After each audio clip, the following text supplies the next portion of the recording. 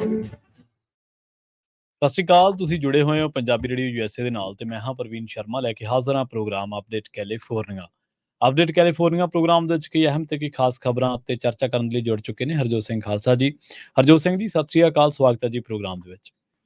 ਸਤਿ ਸ਼੍ਰੀ ਅਕਾਲ, ਧੰਨਵਾਦ ਜੀ ਆਇਆਂ ਨੂੰ। ਪੰਜਾਬੀ ਰੇਡੀਓ ਯੂਐਸਏ ਦੇ ਜਿੰਨੇ ਵੀ ਸਰੋਤੇ ਸਾਡੇ ਸਾਰੇ ਹੀ AM ਸਟੇਸ਼ਨਸ, FM ਸਟੇਸ਼ਨਸ, ਘਰਾਂ ਦੇ ਵਿੱਚ ਰੇਡੀਓ ਸੈਟਸ ਦੇ ਰਾਹੀਂ, ਟੈਲੀਫੋਨ ਦੇ ਰਾਹੀਂ, ਫੇਸਬੁੱਕ, YouTube ਤੇ ਲਾਈਵ ਦੇਖ ਰਹੇ ਹੋ, ਸੁਣ ਰਹੇ ਹੋ, ਸਾਰਿਆਂ ਨੂੰ ਜੀ ਆਇਆਂ ਨੂੰ ਤੇ ਬਹੁਤ ਹੀ ਪਿਆਰ ਤੇ ਸਤਿਕਾਰ ਭਰੀ ਸਤਿ ਸ਼੍ਰੀ ਅਕਾਲ ਸਰੋਤਿਓ। ਅੱਜ ਸਤੰਬਰ ਦੀ 8 ਤਰੀਕ ਆ ਤੇ ਦਿਨ ਸ਼ੁੱਕਰਵਾਰ ਆ। ਤੁਹਾਡੇ ਲਈ ਸ਼ਾਮ ਦਾ ਅਪਡੇਟ ਕੈਲੀਫੋਰਨੀਆ ਪ੍ਰੋਗਰਾਮ ਲੈ ਕੇ ਹਾਜ਼ਰ ਹੋਏ ਆ ਜੀ। ਅਪਡੇਟ ਕੈਲੀਫੋਰਨੀਆ ਪ੍ਰੋਗਰਾਮ ਨੂੰ ਸਪਾਂਸਰ ਕਰਦੇ ਨੇ ਖਾਲਸਾ ਇੰਸ਼ੋਰੈਂਸ ਏਜੰਸੀ ਵਾਲੇ, ਜਿਨ੍ਹਾਂ ਤੋਂ ਤੁਸੀਂ ਹਰ ਤਰੀਕੇ ਦੀ ਇੰਸ਼ੋਰੈਂਸ ਲੈ ਸਕਦੇ ਹੋ। ਇੰਸ਼ੋਰੈਂਸ ਬਾਰੇ ਪਤਾ ਕਰਨ ਦੇ ਲਈ ਇਹਨਾਂ ਦਾ ਨੰਬਰ ਹੈ 408-272-2500। ਇਹ ਪਿਛਲੇ 32 ਸਾਲ ਤੋਂ ਇੰਸ਼ੋਰੈਂਸ ਦੇ ਵਿੱਚ ਸ਼ਾਨਦਾਰ ਸੇਵਾਵਾਂ ਦੇ ਰਹੇ ਨੇ ਤੇ ਅਮਰੀਕਾ ਭਰ ਦੇ ਵਿੱਚ ਇੰਸ਼ੋਰੈਂਸ ਕਰਦੇ ਨੇ। ਅੱਜ ਹੀ ਡਾਇਲ ਕਰੋ 408-272-2500। ਟਰਕੀਆਨਾ ਇਮੀਗ੍ਰੇਸ਼ਨ ਲਾ ਫਰਮ ਵਾਲੀ ਜੇ ਟਰਕੀਆਨਾ ਅਟਾਰਨੀ ਟਰਕੀਆਨਾ ਦੇ ਨਾਲ ਤੁਸੀਂ US ਇਮੀਗ੍ਰੇਸ਼ਨ ਬਾਬਤ ਕੋਈ ਵੀ ਸਲਾਹ ਕਰਨੀ ਹੈ, ਕੋਈ ਵੀ ਸਵਾਲ ਪੁੱਛਣਾ ਤੇ ਇਹਨਾਂ ਦਾ ਨੰਬਰ ਹੈ 415-909-0503। ਅਮਰਜੀਤ ਸਿੰਘ ਫਰੈਜ਼ਨੋ, ਗੁਰਬਚਨ ਸਿੰਘ ਨਾਗਰਾ ਸੈਕਰਾਮੈਂਟੋ, ਪ੍ਰਿਤਪਾਲ ਸਿੰਘ ਸਿੱਧੂ ਲੋਹਾਰਾ ਫਰੈਜ਼ਨੋ, ਤਾਰਾ ਸਿੰਘ ਸਾਗਰ ਫਰੀਮੌਂਟ ਤੇ ਹਰਿੰਦਰ ਭੀਨ ਸੈਨ ਹੋਜ਼ੇ, ਮਨਜੀਤ ਸਿੰਘ ਫਰੀਮੌਂਟ ਤੋਂ। ਇਹਨਾਂ ਸਾਰੇ ਹੀ ਸਪਾਂਸਰ ਦਾ ਬਹੁਤ ਬਹੁਤ ਧੰਨਵਾਦ। ਤੇ ਜੇਕਰ ਤੁਸੀਂ ਵੀ ਪੰਜਾਬੀ ਰੇਡੀਓ USA ਦੇ ਇਹਨਾਂ ਪ੍ਰੋਗਰਾਮਾਂ ਨੂੰ ਸਪਾਂਸਰ ਕਰਨਾ ਚਾਹੁੰਦੇ ਹੋ ਤਾਂ ਸਟੂਡੀਓ ਦਾ ਨੰਬਰ ਹੈ 408-272-5200 ਜੀ। ਜੀ ਅੱਜ ਦੀਆਂ ਖਬਰਾਂ ਵੱਲ ਆਈਏ। ਜਿਸ ਤਰ੍ਹਾਂ ਤੁਹਾਨੂੰ ਪਤਾ ਹੀ ਆ, ਆਪਾਂ ਜਿਹੜੇ ਮੁਲਕ 'ਚ ਆਏ ਆ ਉੱਥੇ ਵੀ ਜਿਹੜੇ ਬੁੜੇ ਜਿੰਨੇ ਪੋਲੀਟੀਸ਼ੀਅਨ ਆ ਉਹ ਇੱਕ ਵਾਰੀ ਜੀ। ਪੋਲਿਟਿਕਸ 'ਚ ਵੜ ਜਾਣ, ਫਿਰ ਜਦ ਤੱਕ ਜਿੱਦਾਂ ਮਰਦੇ ਨਹੀਂ ਨਾ ਜੀ। ਤਦ ਤੱਕ ਹਟਦੇ ਨਹੀਂ ਹੈ। ਹੁਣ ਅਮਰੀਕਾ ਦੇ ਵਿੱਚ ਵੀ ਇਹੀ ਹਾਲ ਹੋਇਆ। ਇੱਕ ਜੀ। ਪਾਸੇ ਤਾਂ ਕੈਲੀਫੋਰਨੀਆ ਦੀ ਸੈਨੇਟਰ ਡਾਇਨ ਫਾਈਨਸਟਾਈਨ ਇੰਨੀ ਬੁੱਢੀ ਹੋਈ ਆ ਜੀ। ਤੇ ਉਹਨੂੰ ਪਤਾ ਨਹੀਂ ਲੱਗਦਾ ਤੇ ਬਿੱਲ ਜਿਹੜੇ ਆਉਂਦੇ ਉਹਨਾਂ 'ਚ ਕੀ ਕਰਨਾ ਹੈ। ਈਵਨ ਉਹਦਾ ਸਟਾਫ ਵੀ ਬੜਾ ਸਰਪ੍ਰਾਈਜ਼ ਆ। ਦੂਸਰੇ ਪਾਸੇ ਸਾਡੇ ਪ੍ਰੈਜ਼ੀਡੈਂਟ ਵੀ ਕਈ ਵਾਰੀ ਭੁੱਲ ਜਾਂਦੇ ਆ। ਜੋ ਬਾਈਡਨ ਹੁਣੀ ਕਿਤੇ ਹਜੇ ਪਰਸੋਂ ਦੀ ਗੱਲ ਅਵਾਰਡ ਦੇਣ ਗਏ ਸੀਗੇ ਨਵੇਂ ਕੈਡਿਟਸ ਨੂੰ, ਤੇ ਉਹ ਅਵਾਰਡ ਦਿੱਤਿਆਂ ਤੋਂ ਪਹਿਲਾਂ ਹੀ ਤੁਰ ਪਏ। ਤੇ ਇਹ ਤੋਂ ਬਿਨਾਂ ਫਿਰ ਰਿਪਬਲਿਕਨ ਪਾਰਟੀ ਵੱਲ ਵੀ ਆ ਜਾਈਏ, ਮਿਚ ਮਕੌਨਲ ਉਹ ਖੜੇ ਹੀ ਬੋਲਦੇ ਇੱਕਦਮ ਜਾਮ ਹੋ ਗਏ ਹਨਾ।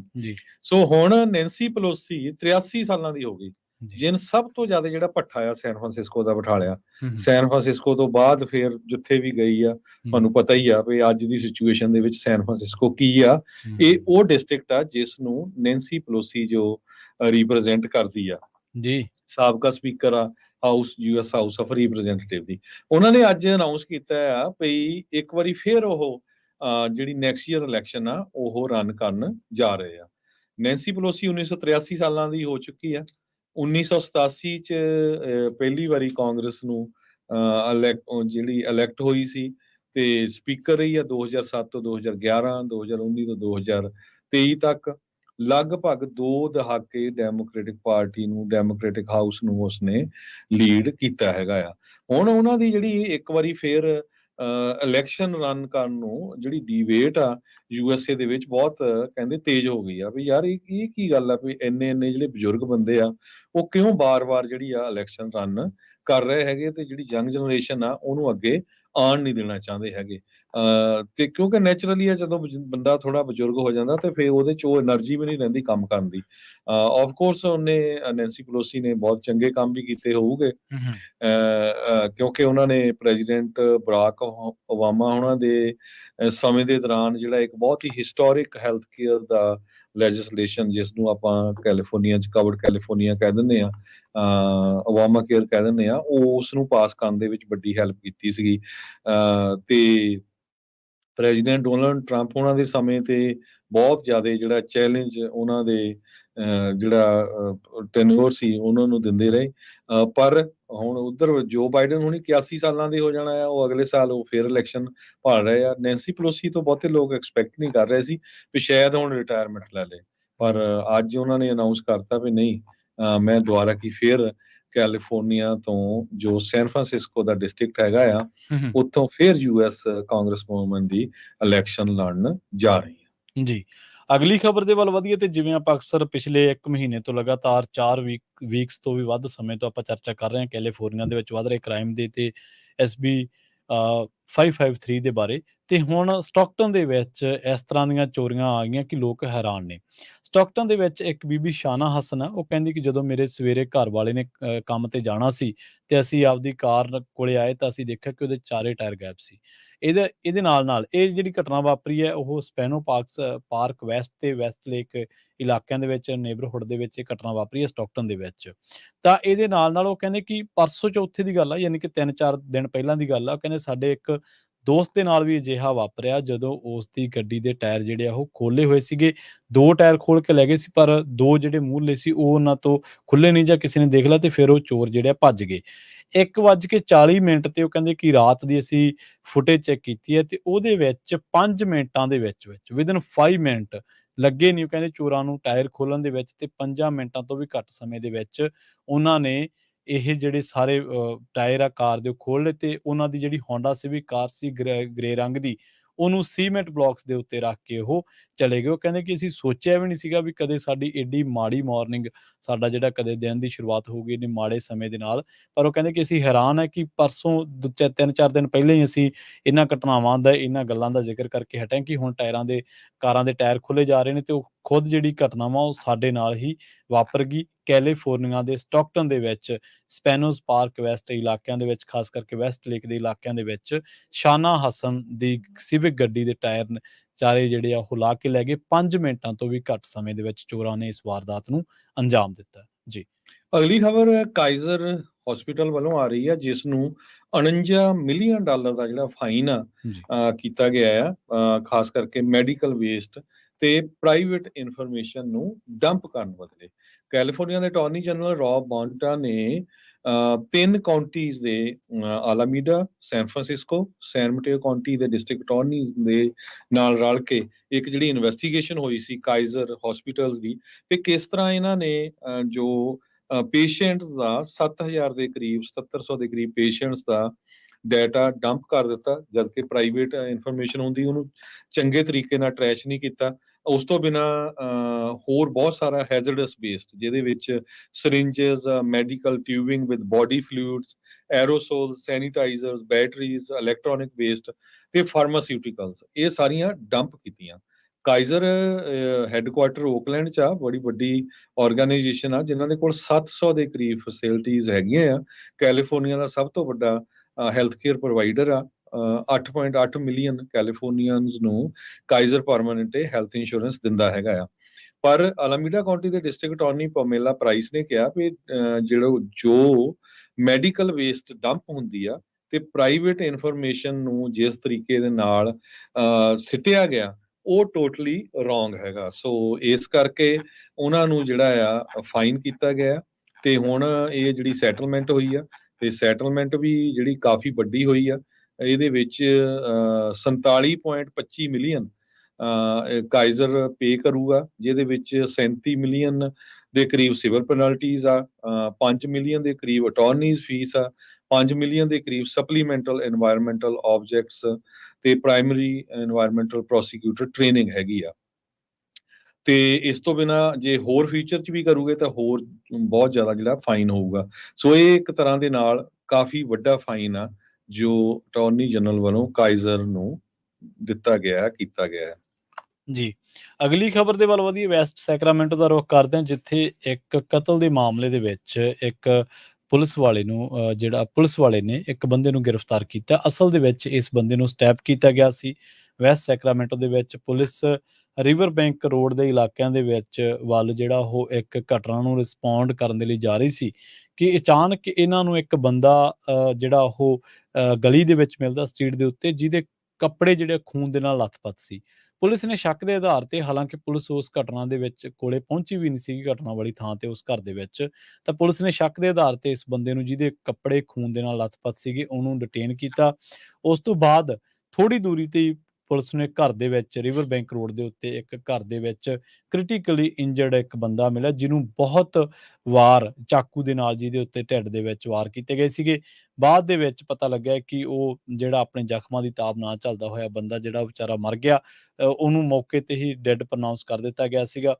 ਤੇ ਉਸ ਤੋਂ ਬਾਅਦ ਪਤਾ ਲੱਗਿਆ ਕਿ ਇਸ ਬੰਦੇ ਨੇ, ਜਿਹਨੂੰ ਪੁਲਿਸ ਨੇ ਜਰਾਹ ਦੇ ਵਿੱਚ ਜਾਂਦਿਆਂ ਇਸ ਘਟਨਾ ਨੂੰ ਰਿਸਪੌਂਡ ਕਰਨ ਸਮੇਂ ਜਾਂਦਿਆਂ ਡਿਟੇਨ ਕੀਤਾ ਸੀਗਾ, ਇਸੇ ਬੰਦੇ ਨੇ ਹੀ ਇਸ ਵਾਰਦਾਤ ਨੂੰ ਅੰਜਾਮ ਦਿੱਤਾ ਸੀ।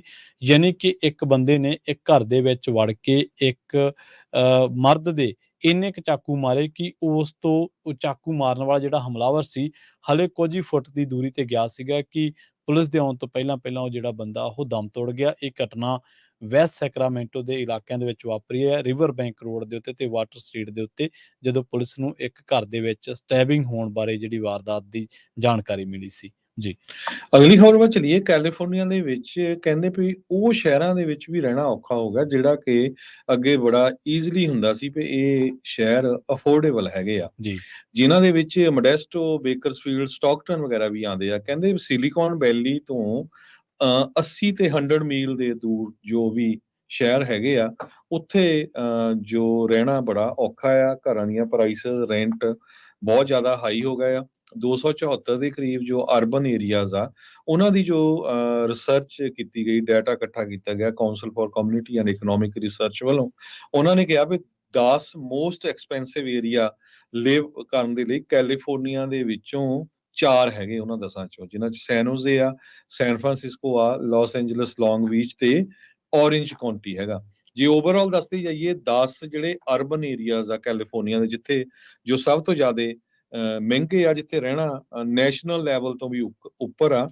ਸੈਨ ਹੋਜ਼ੇ ਦੇ ਵਿੱਚ 174.9% ਆ of national average, San Francisco 'ਚ 169.6, ਲਾਸ ਐਂਜਲਸ, ਲੌਂਗ ਬੀਚ 'ਚ 148.8 ਤੇ ਸੈਨ ਡੀਗੋ 'ਚ 140%, ਓਕਲੈਂਡ 'ਚ 136, ਸੈਕਰਾਮੈਂਟੋ 117, ਸਟਾਕਟਨ 117, ਮੋਡੈਸਟੋ 113 ਤੇ ਬੇਕਰਸਫੀਲਡ 111% ਤੱਕ ਆ। ਜੀ। ਅਗਲੀ ਖਬਰ ਦੇ ਵੱਲ ਵਧੀਏ ਤੇ ਸੈਕਰਾਮੈਂਟੋ ਦੇ ਵਿੱਚ, ਮਾਫ਼ ਕਰਨਾ, ਇੱਕ ਬੰਦੇ ਨੂੰ ਇੱਕ ਬੱਚੇ ਦੇ ਨਾਲ ਪਹਿਲਾਂ ਉਹਦੇ ਤੇ ਕਿਡਨੈਪਿੰਗ ਦਾ ਸ਼ੱਕ ਸੀ, ਪਰ ਬਾਅਦ ਦੇ ਵਿੱਚ ਅਸ਼ਲੀਲ ਹਰਕਤਾਂ ਕਰਨ ਦੇ ਦੋਸ਼ ਦੇ ਵਿੱਚ ਗ੍ਰਿਫਤਾਰ ਕੀਤਾ ਗਿਆ।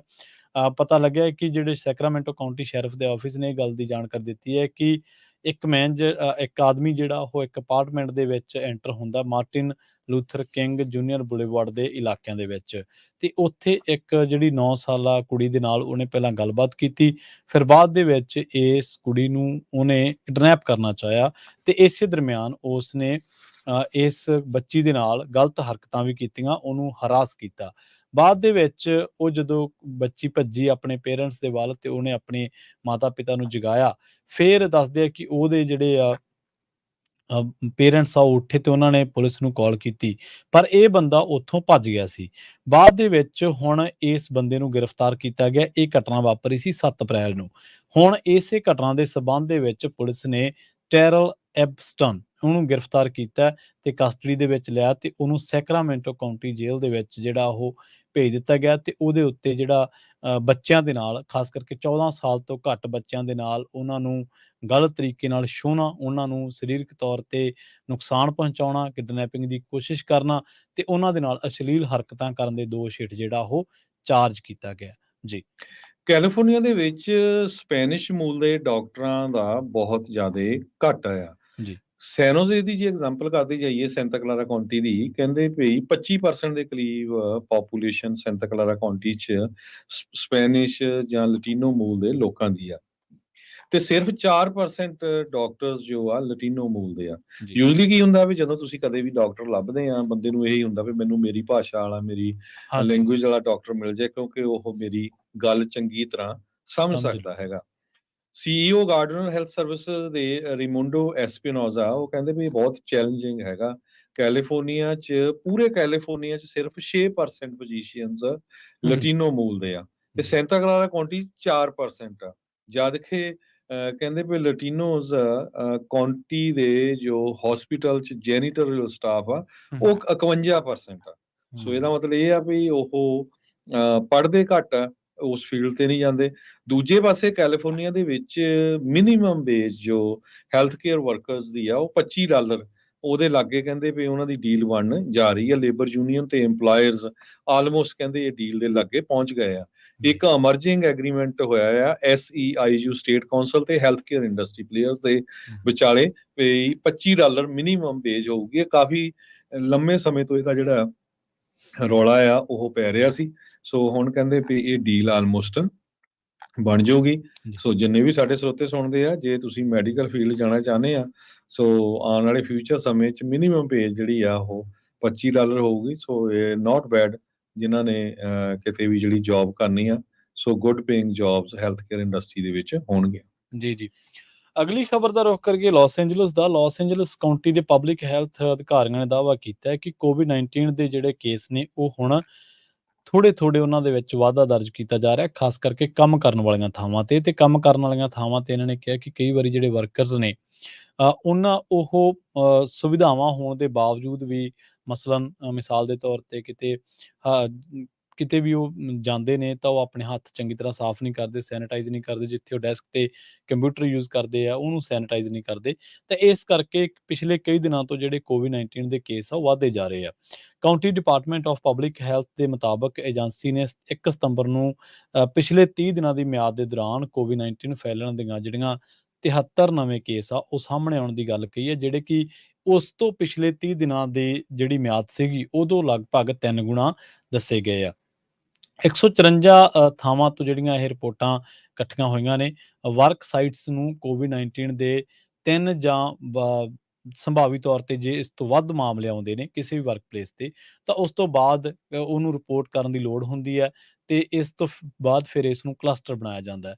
ਕਾਉਂਟੀ ਅਧਿਕਾਰੀਆਂ ਦਾ ਇਹ ਗੱਲ ਇਹ ਕਹਿਣਾ ਹੈ ਕਿ ਹੁਣ ਜਿੰਨੀਆਂ ਵੀ ਅਸੀਂ ਕਲਸਟਰ ਰਿਪੋਰਟਾਂ ਬਣਾਈਆਂ ਸੀਗੀਆਂ, ਜਿੱਥੋਂ ਰਿਪੋਰਟ ਹੋਇਆ ਸੀ ਜਿੱਥੇ ਖਾਸ ਕਰਕੇ 3 ਤੋਂ ਵੱਧ COVID-19 ਦੇ ਕੇਸ ਸਾਹਮਣੇ ਆਏ ਸੀਗੇ, ਤਾਂ ਉੱਥੇ ਹੁਣ ਇਹ ਪਤਾ ਲੱਗਿਆ ਕਿ ਉੱਥੋਂ 1 ਜਾਂ ਹੋਰ 2 ਕੇਸ ਵੀ ਸਾਹਮਣੇ ਆਏ ਨੇ ਤੇ ਪਿਛਲੇ 30 ਦਿਨਾਂ ਦੇ ਪਿਛਲੇ ਮਹੀਨੇ ਨਾਲੋਂ ਇਹਨਾਂ ਦੀ ਜਿਹੜੀ ਗਿਣਤੀ ਹੈ ਉਹ ਤਕਰੀਬਨ 3% ਜ਼ਿਆਦਾ ਦੱਸੀ ਗਈ ਹੈ, ਮਤਲਬ ਤਿੱਗਣੇ ਦੱਸੇ ਗਏ ਨੇ। ਸੋ ਹੁਣ ਦੱਸਦੇ ਆ ਕਿ ਜਿੰਨੀਆਂ ਵੀ ਇਹ ਸਾਈਟਸ ਨੇ ਇਹਨਾਂ ਨੂੰ ਕਿਹਾ ਗਿਆ ਕਿ ਤੁਸੀਂ COVID-19 ਦੇ ਨਾਲ ਜਿਹੜੀ ਜ਼ਰੂਰੀ ਇਹਤਿਆਤ ਨੇ ਉਹ ਵਰਤਣੇ ਨੇ ਤੇ ਨਾਲ ਹੀ EMPLOYEES ਨੂੰ ਵੀ ਇਹ ਕਿਹਾ ਗਿਆ ਕਿ ਜੇਕਰ ਤੁਸੀਂ ਗਲਵਜ਼ ਪਾ ਕੇ ਜਾਂ ਹੱਥਾਂ ਤੇ ਕੁਝ ਚੜਾ ਕੇ ਜਾਂ ਨੱਕ ਦੇ ਉੱਤੇ ਮਾਸਕ ਪਾ ਕੇ ਤੁਸੀਂ ਜੇ ਕੰਮ ਕਰ ਸਕਦੇ ਹੋ, ਤੁਹਾਡੇ ਕੰਮ ਜੌਬ ਦੇ ਮੁਤਾਬਕ ਉਹ ਸੂਟੇਬਲ ਹੈ, ਤਾਂ ਤੁਹਾਨੂੰ ਉਹ ਜਿਹੜੇ ਪ੍ਰਬੰਧ ਨੇ ਉਹ ਜ਼ਰੂਰ ਕਰਨੇ ਚਾਹੀਦੇ ਆ। ਤੇ ਇਹਨਾਂ ਨੇ ਇਹ ਵੀ ਕਿਹਾ ਕਿ ਹੁਣ ਅਸੀਂ ਜਿੱਥੇ ਪਹਿਲਾਂ ਨਿਸ਼ਾਨਦੇਹੀ ਹੋਈ ਸੀ ਕੋਵਿਡ ਦੀ, ਹੁਣ ਅਸੀਂ ਉਹਨਾਂ ਥਾਵਾਂ ਨੂੰ ਵੀ ਦੁਬਾਰਾ ਤੋਂ ਇਨਵੈਸਟੀਗੇਟ ਕਰ ਸਕਦੇ ਹਾਂ, ਕਿਉਂਕਿ ਸਾਨੂੰ ਲੱਗਦਾ ਕਿ ਸ਼ਾਇਦ ਉੱਥੇ ਵੀ ਇਹ ਵਾਇਰਸ ਦੇ ਨਾਲ ਇਨਫੈਕਟਡ 1 ਜਾਂ 2 ਕੇਸ ਹਰ ਇੱਕ ਕਲਸਟਰ ਵਾਲੀ ਥਾਂ ਤੋਂ ਸਾਹਮਣੇ ਆ ਸਕਦੇ ਨੇ। ਜੀ ਅੱਜ ਸ਼ਾਸਤਾ ਕਾਉਂਟੀ ਏਰੀਏ ਦੇ ਵਿੱਚ 10:24 ਤੇ ਸਵੇਰੇ 7.5 ਮੀਲ west of south west of fall river mills ਇੱਕ ਭੂਚਾਲ ਆਇਆ 5.0 ਮੈਗਨੀਟਿਊਡ ਦਾ। ਜੀ ਇਹ ਜਿਹਦਾ ਜਿਹੜਾ ਅਸਰ ਆ ਰੈਡਿੰਗ ਏਰੀਏ ਤੱਕ ਫੀਲ ਕੀਤਾ ਗਿਆ। ਉਸ ਤੋਂ ਬਾਅਦ 2 ਛੋਟੇ ਹੋਰ ਭੂਚਾਲ ਆਏ ਪਰ ਕਿਸੇ ਤਰ੍ਹਾਂ ਦਾ ਜਿਹੜਾ ਜਾਨੀ ਨੁਕਸਾਨ ਨਹੀਂ ਹੋਇਆ। ਹੁਣ ਤੋਂ ਕੁਝ ਮਿੰਟ ਪਹਿਲਾਂ ਹੀ ਮੋਰਾਕੋ ਨਾਰਥ ਅਫਰੀਕਾ ਦੇ ਵਿੱਚ ਇੱਕ ਬੜਾ ਜ਼ਬਰਦਸਤ ਭੂਚਾਲ ਆਇਆ 6.8 ਮੈਗਨੀਟਿਊਡ ਦਾ। ਹਾਂਜੀ ਕਿਉਂਕਿ ਕੁਝ ਮਿੰਟ ਪਹਿਲਾਂ ਦੀ ਖਬਰ ਆ US ਜਿਓਲੋਜੀਕਲ ਸਰਵੇ ਦੇ ਮੁਤਾਬਕ ਕਹਿੰਦੇ ਵੀ ਬਹੁਤ ਖਤਰਨਾਕ ਭੂਚਾਲ ਸੀ। ਕਾਫੀ ਬਿਲਡਿੰਗਾਂ ਡਿੱਗੀਆਂ ਵੀ ਹੈਗੀਆਂ ਆ, ਧੂਆਂ ਮਿੱਟੀ ਬਹੁਤ ਉੱਡੀ ਆ, ਪਰ ਹਜੇ ਤੱਕ ਕਿਸੇ ਦੇ ਕੋਈ ਜਿਹੜੀ ਡੈਥ ਦੀ ਜਾਂ ਕੋਈ ਇੰਜਰੀ ਦੀ ਕਨਫਰਮੇਸ਼ਨ ਨਹੀਂ ਹੋਈ। ਪਰ ਇਹਦੇ ਨਾਲ ਕਹਿੰਦੇ ਵੀ ਨੁਕਸਾਨ ਕਾਫੀ ਜ਼ਿਆਦਾ ਜਿਹੜੇ ਹੋਇਆ। ਐਂਬੂਲੈਂਸਿਸ ਸ਼ਹਿਰ ਦੇ ਵਿੱਚ ਉਹਨਾਂ ਦੀਆਂ ਆਵਾਜ਼ਾਂ ਬਹੁਤ ਜ਼ਿਆਦਾ ਲੋਕਾਂ ਨੇ ਸੁਣੀਆਂ। ਮੋਰਾਕੋ ਦੇ ਵਿੱਚ ਭੂਚਾਲ ਆਉਂਦੇ ਰਹਿੰਦੇ ਹੈਗੇ ਆ, ਪਹਿਲਾਂ ਵੀ ਬਹੁਤ ਨੁਕਸਾਨ ਹੁੰਦਾ। ਕੁਝ ਮਿੰਟ ਪਹਿਲਾਂ ਹੀ ਅੱਜ ਜਿਹੜਾ ਇਹ ਭੂਚਾਲ ਆ ਮੋਰਾਕੋ ਦੇ ਵਿੱਚ ਆਇਆ ਹੈ। ਜੀ ਸੋ ਹਰਜੋਤ ਸਿੰਘ ਜੀ, ਸਮਾਂ ਆਪਣਾ ਜਿਹੜਾ ਪ੍ਰੋਗਰਾਮ ਦਾ ਤੇ ਜਾਂਦੇ ਬਿਲਕੁਲ ਆਪਾਂ ਸਟਾਕ ਮਾਰਕੀਟ ਦੀ ਗੱਲ ਕਰਦੇ ਜਾਈਏ। ਅੱਜ ਡਾਓ ਜੋਨ ਇੰਡਸਟਰੀਅਲ 75.86 ਅੱਪ ਗਿਆ ਤੇ ਕਲੋਜ਼ ਹੋਇਆ 34,576.59 ਤੇ। S&P ਇੰਡੈਕਸ ਅੱਪ ਗਿਆ 6.35 ਤੇ ਕਲੋਜ਼ ਹੋਇਆ 4457.49 ਦੇ ਉੱਤੇ। ਨੈਸਡੈਕ ਜੋ ਆ ਉਹ ਅੱਪ ਗਿਆ 12.69 ਤੇ ਕਲੋਜ਼ ਹੋਇਆ 13,761.53 ਤੇ ਜੇ ਕਰੰਸੀ ਦੀ ਗੱਲ ਕਰਦੇ ਜਾਈਏ, $1 ਦੇ ਬਰਾਬਰ ਇੰਡੀਆ ਦੇ 83 ਰੁਪਏ ਤੇ 12 ਪੈਸੇ ਰਹੇ ਆ। $1 ਦੇ ਬਰਾਬਰ ਕੈਨੇਡਾ ਦੇ $1 ਤੇ 37 ਸੈਂਟ, $1 ਦੇ ਬਰਾਬਰ ਪਾਕਿਸਤਾਨ ਦੇ 307 ਰੁਪਏ ਤੇ 38 ਪੈਸੇ। ਜੀ ਸੋ ਅਪਡੇਟ ਕੈਲੀਫੋਰਨੀਆ ਪ੍ਰੋਗਰਾਮ ਦਾ ਸਮਾਂ ਸਮਾਪਤੀ ਵਾਲਾ ਜੀ। ਇਸ ਤੋਂ ਬਾਅਦ ਤੁਸੀਂ ਰਹਿਰਾਸ ਸਾਹਿਬ ਜਿਹੜੇ ਸਰਵਣ ਕਰੋਗੇ ਪੰਜਾਬੀ ਰੇਡੀਓ USA ਦੇ ਇਸੇ ਮੰਚ ਉੱਤੇ। ਹਰਜੋਤ ਸਿੰਘ ਜੀ ਲਈਏ ਜੀ ਇਜਾਜ਼ਤ। ਸਾਡੇ ਦੋਨਾਂ ਵੱਲੋਂ ਬਹੁਤ ਹੀ ਪਿਆਰ ਤੇ ਸਤਿਕਾਰ ਭਰੀ ਸਤਿ ਸਤਿ ਸ਼੍ਰੀ ਸ੍ਰੀ ਅਕਾਲ। ਅਕਾਲ ਤੇ ਸੁਣਦੇ ਰਹੋ ਪੰਜਾਬੀ ਰੇਡੀਓ USA